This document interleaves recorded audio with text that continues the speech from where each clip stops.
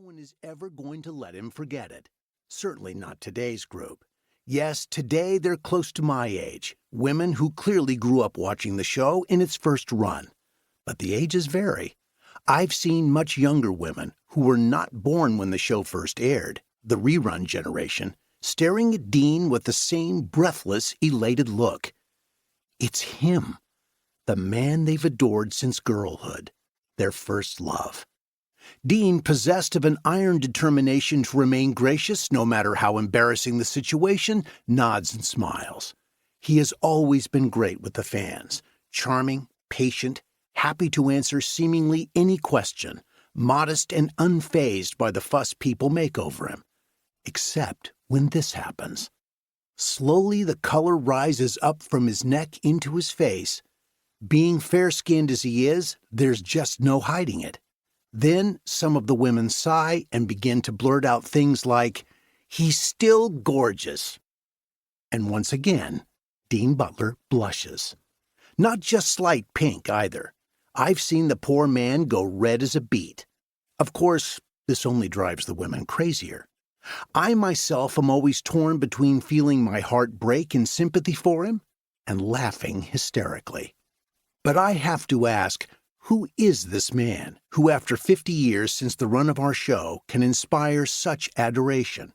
And who is this man who, after all these years of this sort of carrying on, is still modest enough to blush? Can he really be that innocent? He certainly was when I met him way back in 1979. He joined our cast to play the long-awaited husband of Laura Ingalls. I'm not sure we really gave him a proper welcome. I feel kind of bad about that now. Sorry, Dean. But Melissa Gilbert and I were, well, a couple of snotty teenage girls. Teenage girls who had grown up in Hollywood, in show business families at that. And Dean hadn't. He was new to the business, and to us seemingly new to planet Earth. Although he was several years older than us, he seemed younger somehow. Sadly, I have to say, we kind of gave him the air back then, rolling our eyes at his wide-eyed naivete. Now, of course, it's been talked about endlessly that Melissa G., at the time, was terribly freaked out about having to kiss Dean. As experienced as she was in Hollywood and show business, at 15 she was still completely inexperienced when it came to boys. Also, her mom insisted on watching. Ew. But to me, it seemed they could not have picked a less threatening, more innocent and adorable creature to do the job. I didn't know that he'd already played the boyfriend in the TV movie of Judy Blume's Forever. It was as if he was destined to be everybody's first love. Years later, I noticed this pattern. I asked him about it. Let me see if I have this right.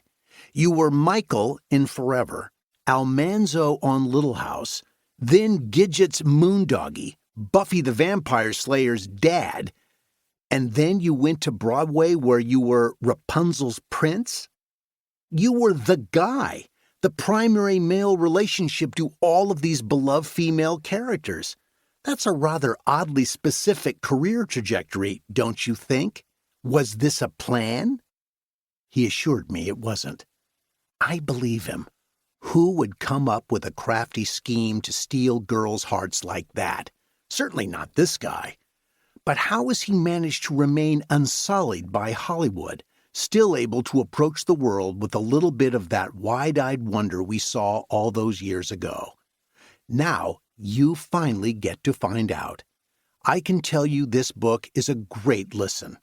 But, shh, don't tell Dean I said that. He'll just blush. Allison Arngrim. Introduction. Prairie Man begins. It's raining hard outside. Southern California is on the receiving end of an unusual and intense atmospheric river. Even if it wasn't time to write, the patter of the rain on the roof might wake me up. But it is time to write. It is precisely 5:16 a.m. on Tuesday, January 10th, 2023. I'm in front of my computer, ready to begin a new adventure. The house To keep listening to this audiobook for free, click the link in the description.